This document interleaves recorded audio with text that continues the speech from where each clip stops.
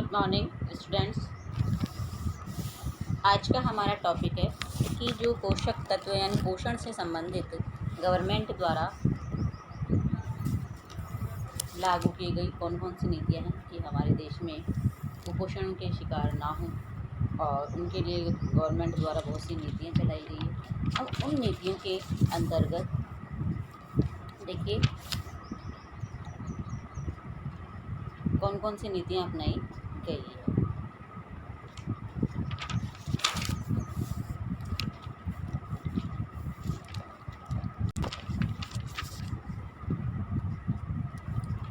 सरकारी नीतियाँ।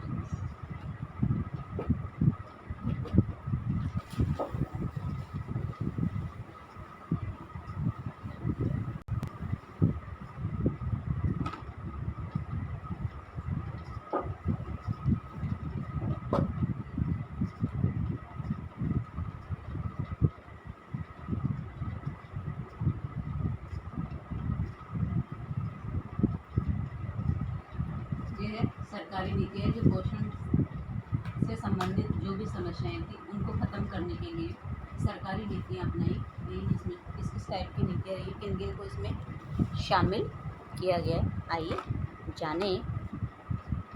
इसमें है फर्स्ट, आहार अथवा भोजन संबंधी। आहार अथवा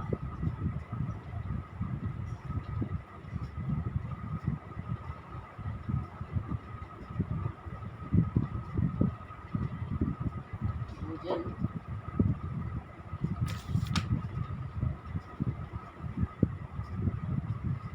आधारित। सेकंड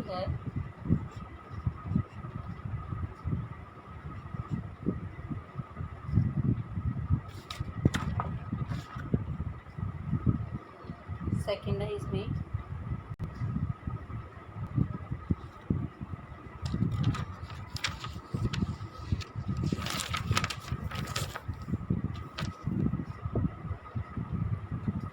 पोषण आधारित या औषधीय दृष्टिकोण।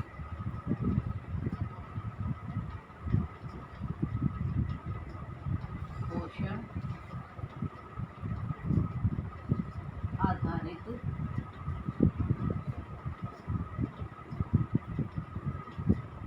दृष्टिकोण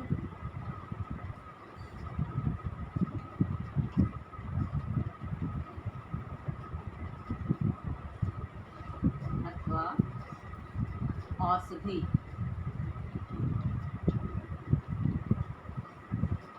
औषधीय दृष्टिकोण। दो चीज़ें इसमें बताई गई है। थर्ड है इसमें विभिन्न पोषण संबंधी कार्यक्रम।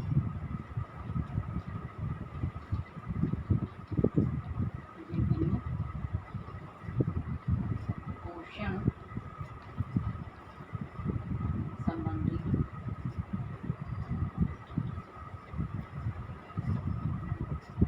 कार्यक्रम और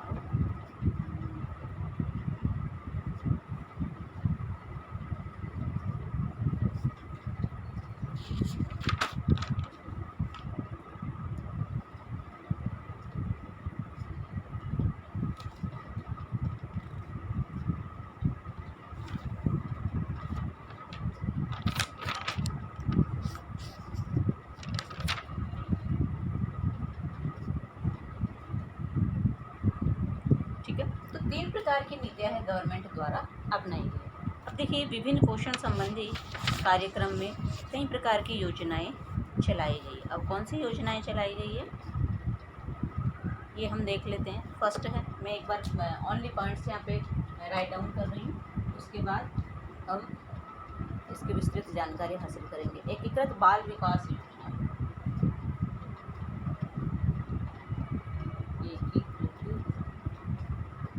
बाल विकास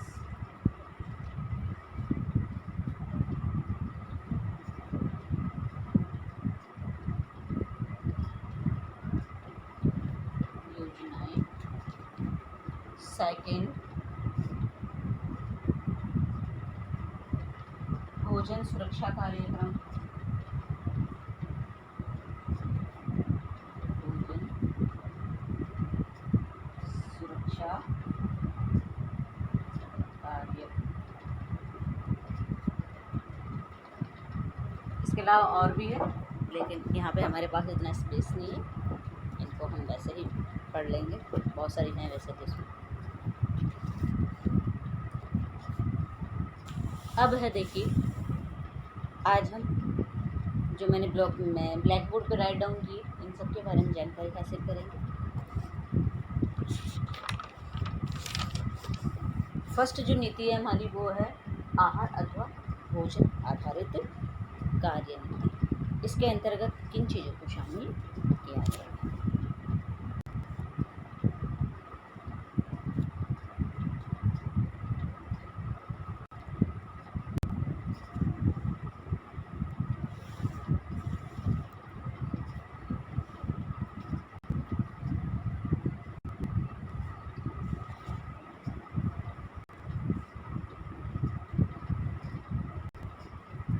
ये देखिए,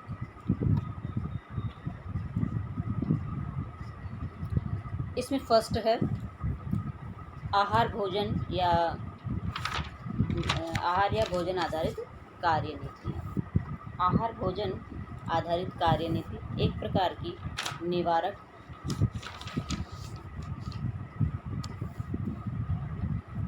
और व्यापक कार्य नीति है, जिसके अंतर्गत पोषण संबंधी समस्याओं से निपटने के लिए भोजन को एक प्रमुख माध्यम के रूप में प्रयोग किया जाता है। यह रणनीति सूक्ष्म पोषक तत्वों की कमी को रोकने के लिए सूक्ष्म पोषक तत्वों से समृद्ध खाद्य पदार्थों की उपलब्धता और उपभोग को बढ़ाने में महत्वपूर्ण भूमिका निभाती है। इस कार्य नीति के लाभ कौन कौन से हैं? देखिए, जो लोग सूक्ष्म पोषक तत्व होते हैं जिन्हें हम कम मात्रा में लेते हैं, तो यदि सूक्ष्म पोषक तत्व हम नहीं लेते हैं तो हम कई प्रकार की बीमारियों के शिकार हो जाते हैं। उसमें गवर्नमेंट द्वारा कुछ ऐसे कदम उठाए गए हैं जिनको हम एक सामान्य व्यक्ति तक इनको उपलब्ध करा सकें। तो इस कार्य नीति के कौन कौन से लाभ रहे हैं? फर्स्ट, यह दीर्घ उपयोगी है, जिसके कारण इसके लाभ भी लंबे समय तक मिलते रहेंगे। ये देखिए, फिर है यह कार्य नीति लागत प्रभावी है तथा यह विभिन्न संस्कृतियों और आहार्य परंपराओं के लिए भी अपनाई जा सकती है। थर्ड है, इसके अतिरिक्त इनमें अतिमात्रा या अविषालुता का खतरा भी नहीं होता है। अतिमात्रा यानी ज़्यादा अधिक आवश्यकता से अधिक पोषक तत्व लेने जैसी भी कोई गुंजाइश नहीं है इसमें। और दूसरा इसमें बताया कि यह अविषालुता का खतरा भी इसमें नहीं होता है। अविषालुता यानी किसी चीज़ को विषालु युक्त बना देना, तो ऐसा खतरा भी इसमें नहीं होता है, जैसा किसी अन्य रणनीति पोषक आधारित औषधीय दृष्टिकोण में हो सकता है। आहार विविधता और परिवर्तन, घरेलू बागवानी, पोषण और स्वास्थ्य शिक्षा, भोजन प्रबलीकरण कुछ प्रमुख भोजन आधारित कार्य नीतियों के उदाहरण इसमें शामिल किए गए हैं। ठीक है, अब ये तो था हमारा भोजन आधारित कार्य नीति, जिसमें कुछ सूक्ष्म पोषक तत्वों को शामिल किया गया है। और सूक्ष्म पोषकों को इसलिए शामिल किया गया है कि किसी प्रकार का कोई साइड इफ़ेक्ट नहीं हो और यह लंबे समय तक हम इसको काम में ले सकते हैं। इस प्रकार से इनको तैयार किया गया है। फिर है सेकंड, पोषण आधारित अथवा औषधीय दृष्टिकोण। औषधि यानी मेडिसिन। भाई कुछ पोषण आधारित तत्व ऐसे तैयार किए हैं जो पोषण के लिए भी सही है, लेकिन वो एक औषधि के रूप में भी हमारे सामने है। तो देखिए, औषधीय दृष्टिकोण आधारित कार्यनीति के अंतर्गत संवेदनशील समूह अर्थात उन लोगों को, देखिए इसमें किन लोगों को शामिल किया गया है औषधीय दृष्टिकोण में? उन लोगों को जिनमें किसी सूक्ष्म पोषक तत्व की कमी की संभावना होती है या कमी हो या है, तो पोषक पूरक पदार्थ दिए जाते हैं। मान लो किसी में सूक्ष्म पोषक तत्वों की कमी है, या फिर मान लो उनके होने की संभावना है, तो उसमें पहले ही ऐसे पोषक तत्व दिए जाते हैं जिनसे उनकी कमी नहीं हो, और इनके लिए एक ऐसी मेडिसिन, एक ऐसे पदार्थ तैयार, न्यूट्रिएंट्स तैयार किए गए, सप्लीमेंट्री न्यूट्रिएंट्स तैयार किए गए हैं, जो हम उन्हें देते हैं दवाई के रूप में, औषधि के रूप में, तो उनमें इन चीज़ों की कमी नहीं होती है। फिर है, भारत में विशेष रूप से विटामिन ए और लौह तत्व के लिए उपयोग की जाने वाली एक अल्पावधि नीति है विटामिन के लिए और लौह तत्व के लिए। एक गवर्नमेंट द्वारा एक कार्यनीति तैयार की गई है, जो कुछ छोटे समय के लिए निर्धारित की गई है। इस प्रकार के पूरक कार्यक्रम अन्य कार्यनीतियों की अपेक्षा महंगे होते हैं। इस कार्यनीति की सबसे प्रमुख समस्या यह है कि यह निर्धारित करना काफ़ी मुश्किल होता है कि कार्यक्रम में किस सूक्ष्म पोषक तत्व पर विशेष ध्यान दिया जाए या शामिल किया जाए। इसी कारण से इस कार्यनीति के अंतर्गत विभिन्न पोषकों के लिए मुख्य लक्ष्य समूह भिन्न भिन्न होते हैं। इस बात का विशेष रूप से ध्यान रखना चाहिए कि दीर्घकालिक लक्ष्य पूरक भोजन की अपेक्षा भोजन आधारित दृष्टिकोण पर आधारित होना चाहिए। यानी जो मेडिसिन होती है वो कुछ समय के लिए, अल्पकालीन समय के लिए होती है, लेकिन जो आहार संबंधी होती है वो दीर्घकालीन समय के लिए निर्धारित की जाती है। क्योंकि ज़्यादा टाइम हम औषधि नहीं ले सकते हैं, और ज़्यादा टाइम तक औषधि लेते हैं तो वो हमारे शरीर को नुकसान, किसी न किसी शरीर के दूसरे पार्ट को नुकसान पहुंचाना शुरू कर देती है। इसलिए ये अल्पकालीन समय के लिए ही निर्धारित की जाती है। अब देखिए, अल्प पोषण पर नियंत्रण के लिए अपनाई जाने वाली कार्य नीतियों की तुलना। अब इसमें फर्स्ट में दिया हुआ है कार्यनीति।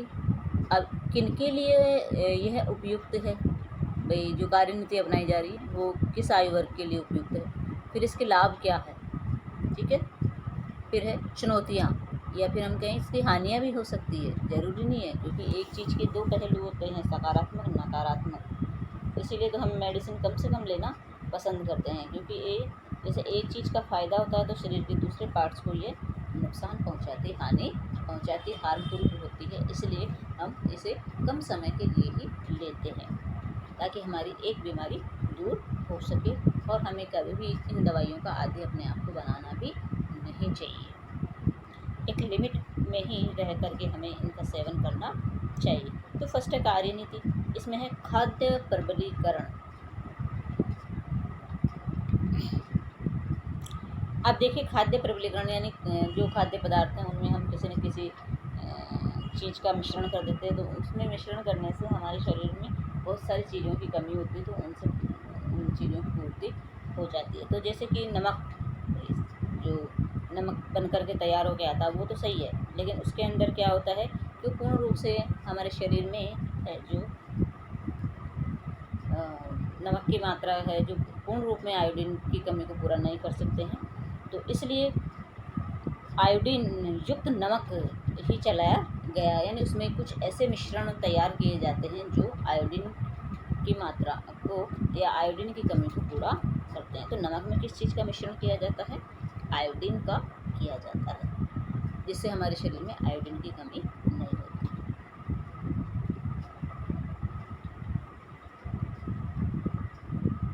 फिर है ये किनके लिए उपयुक्त है?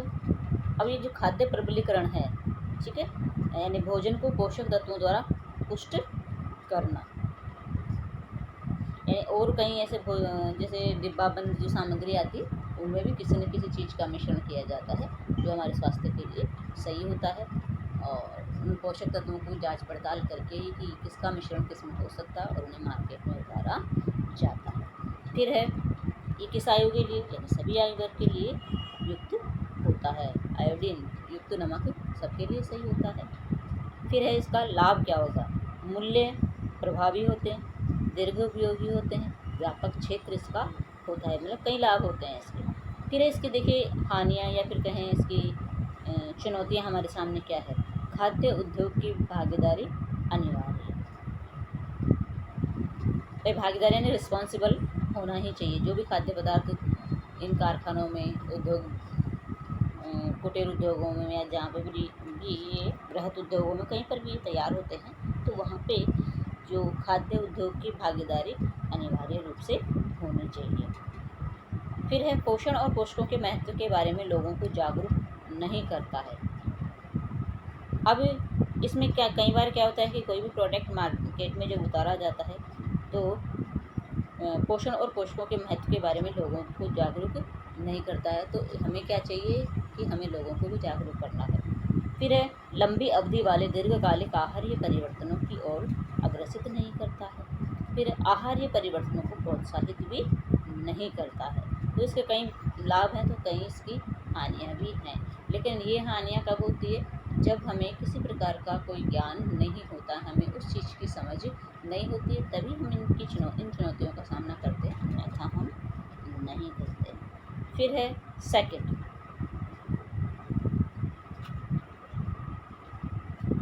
आहार विविधता। ठीक है, आहार विविधता क्या है? सभी आयु वर्ग के लोगों के लिए उपयुक्त है। यह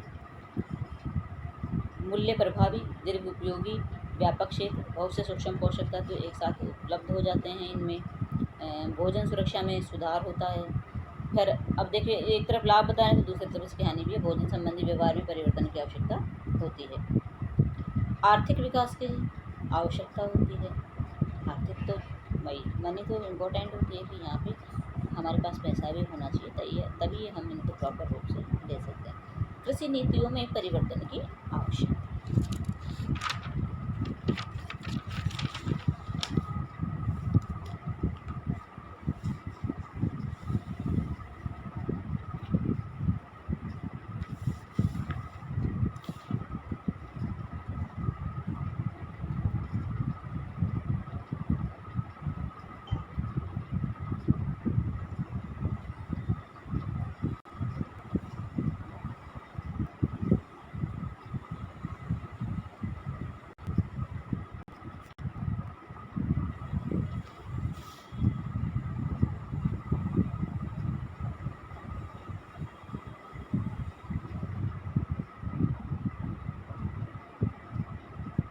अब देखिए, चिकित्सकीय अथवा पोषण आधारित नीतियाँ। कौन सी नीतियाँ? चिकित्सकीय अथवा पोषण आधारित नीतियाँ। इसमें है पोषण पूरक यानी न्यूट्रिएंट्स जो हम सप्लीमेंट्री देते हैं वो किसको दिया जाना चाहिए। इसमें डॉक्टरी उपचार होता है। विशिष्ट लक्ष्य समूह के लिए यह उपयुक्त है। अब देखिए, जो न्यूट्रिएंट्स दिए जाते हैं, सप्लीमेंट्री न्यूट्रिएंट्स जो दिए जाते हैं वो सभी वर्ग के लिए नहीं होते हैं। ये कुछ विशिष्ट लक्ष्य समूह के लिए ही होते हैं, जो पर्टिकुलर किसी एक सूक्ष्म पोषक तत्व की कमी जिसमें है, या उनसे होने वाली रोगों की जो संभावना होती है, या फिर उनमें कुछ रोग हैं जो सूक्ष्म पोषक तत्वों की कमी से हो गए हैं, उसी वर्ग के लिए यह सप्लीमेंट्री न्यूट्रिएंट्स दिया जाता है। और समय, इसके जो लाभ है समयबद्ध यानी एक समय के लिए होता है, और दीर्घ उपयोगिता और अधिक समय के लिए इसको उपयोग किया जा सकता है। फिर है इसके लाभ की जगह हानियाँ भी तो हो सकती है। तो इसमें हानियाँ हैं, अन्य उपायों की अपेक्षा महंगे। अब देखिए, आपने देखा होगा कि घरेलू जो हम नुस्खे अपनाते हैं वो हमारे लिए थोड़े सस्ते पड़ जाते हैं, क्योंकि घर में वो सारी चीज़ें हमें अवेलेबल हो जाती है। तो आपने देखा होगा कि जैसे न्यूट्रिएंट्स, सप्लीमेंट्री न्यूट्रिएंट्स जो दिए जाते हैं, जैसे आयरन की गोलियाँ आती है, कैल्शियम की गोलियाँ आती है, या फिर विटामिन्स की आती है, प्रोटीन्स की आती है, कैलोरीज की आती है। तो ये अलग अलग एक औषधि के रूप में आती है हमारे, है ना। और ये सब चीज़ें हमें डॉक्टर की राय से, एक अच्छे आहार या नैदानिक विशेषज्ञ से राय लेकर के हम इन चीज़ों की जानकारी ले सकते हैं। या फिर एक जो आयुर्वेद होता है वो इन चीज़ों की सलाह हमें देता है। तो ये सारी चीज़ें हमें मार्केट में अवेलेबल तो हो जाती है, लेकिन ये हमारे बजट में नहीं होती है, क्योंकि हम लंबे समय तक इनका सेवन नहीं कर सकते हैं, और इसका कार्य क्षेत्र का सीमित लक्ष्य है, और इन्हें हम ज़्यादा समय तक भी नहीं अपना सकते हैं, क्योंकि बाहर से लानी पड़ती है और महंगी भी होती है। तो हर किसी वर्ग के लिए यह पॉसिबल नहीं है। जो व्यक्ति जिसको ज़्यादा दिक्कत है वही इसको ला सकता है और इसका सेवन कर सकता है। तो इस प्रकार से कई प्रकार की जो योजनाएं हैं जो गवर्नमेंट द्वारा चलाई गई है, जिसमें हमने आज 2 के बारे में ही जाना। एक तो आहार और भोजन आधारित और दूसरी थी पोषण आधारित दृष्टिकोण अथवा औषधीय दृष्टिकोण। 2 टॉपिक हमारे इसमें कंप्लीट हो पाए। अब हमारा इसमें तीसरा टॉपिक है विभिन्न पोषण संबंधी कार्यक्रम। ये आज कंप्लीट नहीं हो पाएगा, इसको हम कल पढ़ेंगे।